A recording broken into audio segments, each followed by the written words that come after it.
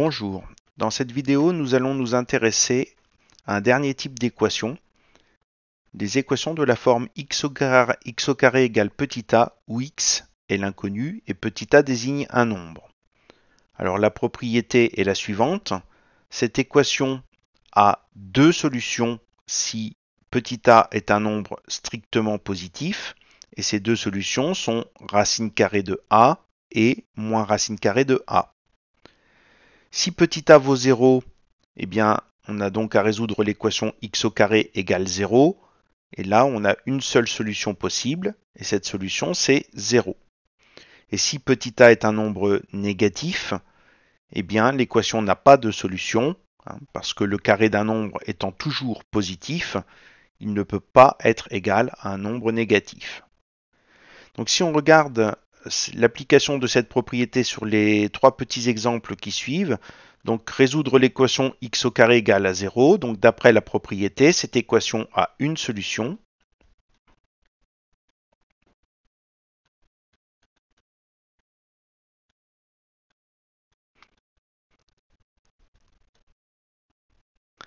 Et cette solution, c'est 0. Sur notre deuxième exemple, on doit résoudre l'équation x au carré égale 49. 49 est un nombre qui est strictement supérieur à 0. Donc la propriété nous dit que cette équation a deux solutions.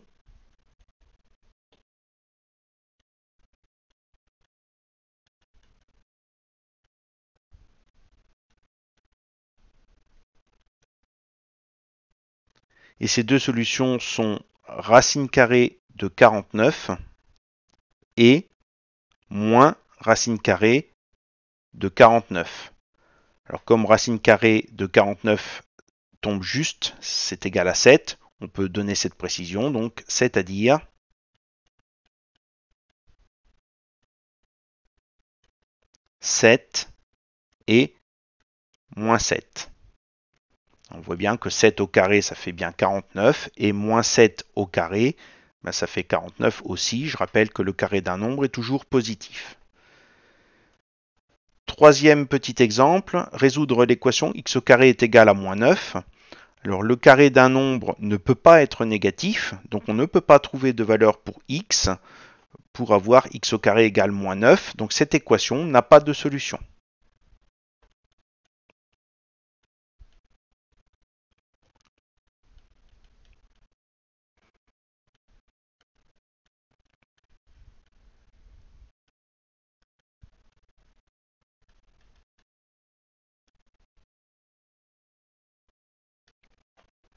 Donc ça, c'est l'application directe de la propriété. On peut être amené à résoudre des équations qui sont un tout petit peu plus compliquées, comme le montre l'exemple suivant. Donc résoudre l'équation 5x au carré moins 7 égale 2x au carré plus 8. Alors pour résoudre cette équation-là, on va appliquer tout simplement la méthode habituelle de résolution des équations. Et à la fin, on va se retrouver avec x au carré égale un nombre. Il nous restera alors à appliquer la propriété.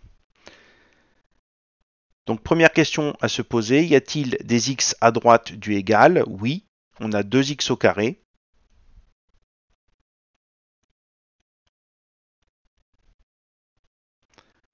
Donc il faut effectuer l'opération nécessaire pour se débarrasser du 2x au carré qui est à droite du égal.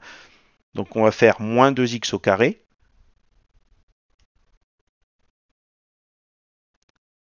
Si on fait cette opération d'un côté, il faut faire bien sûr la même opération de l'autre. Simplifions ce que l'on obtient. Alors à droite, les x s'en vont. 2x au carré moins 2x au carré, c'est égal à 0. C'est pour ça qu'on a fait cette opération-là. Il ne reste plus que 8. Et à gauche, on peut regrouper deux termes. Donc on a 5x au carré moins 2x au carré qui est égal à 3x au carré. Et on a toujours le moins 7. Étape suivante, il faut se débarrasser des nombres seuls sans x à gauche du égal. Donc ici, il va falloir se débarrasser du moins 7 qui est à gauche.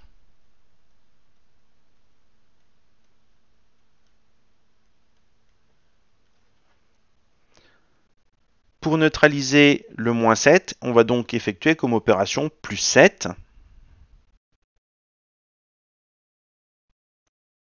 Évidemment, on effectue la même opération à droite du égal. À gauche, moins 7 plus 7, c'est égal à 0. C'est pour ça qu'on a fait cette opération-là. Les 7 s'en vont. Il ne reste plus que 3x au carré.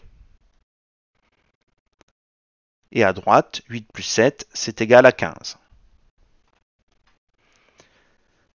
Dernière étape de résolution des équations. Donc, on va se débarrasser du 3 qui est devant le terme x au carré, sachant qu'il est sous-entendu la multiplication entre 3 et x au carré. Pour neutraliser cette multiplication, on va donc effectuer une division.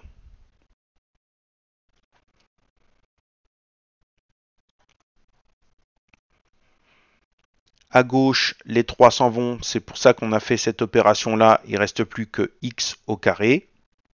Et à droite, 15 divisé par 3 est égal à 5. Une fois qu'on a appliqué ces 3 étapes de résolution des équations, on se retrouve avec x au carré égale un nombre et on peut donc appliquer la propriété précédente. Ici, on a x au carré qui est égal à un nombre qui est strictement plus grand que 0. Donc la propriété nous indique que cette équation a deux solutions.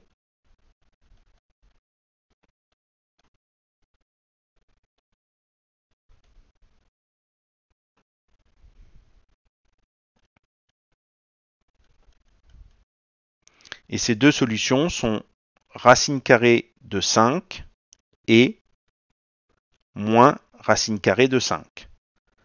Donc racine carrée de 5 ne tombant pas juste, on va garder la seule écriture exacte pour ce nombre, donc avec le symbole racine carrée.